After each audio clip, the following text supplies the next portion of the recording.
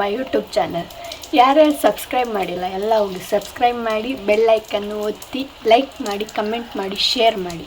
Okay, ನಾನು ಬೆಂಗಳೂರಿಂದ ಬರ್ತಿದ್ದ ಬ್ಲಾಗ್ ಮಾಡ್ಕೊಂಡಿದ್ದೆ, ಅಂದರೆ ಒಂದು ವೀಡಿಯೋ ಮಾಡ್ಕೊಂಡಿದ್ದೆ. ಅದು ಚಿಕ್ಕದಾಗಿ ನಾನು ಯೂಟ್ಯೂಬಲ್ಲಿ ಅಪ್ಲೋಡ್ ಮಾಡಿದೆ. ಎಲ್ಲ ಹೋಗಿ ಲೈಕ್ ಮಾಡ್ಕಲ್ಲ, ನೀವು ಮಾಡ್ತೀರಿ ಅಂತ ಎನಿಸಿದ್ದು ಸಬ್ಸ್ಕ್ರೈಬ್ ಮಾಡಿ ಅಕ್ಕ ಎಲ್ಲರೂ.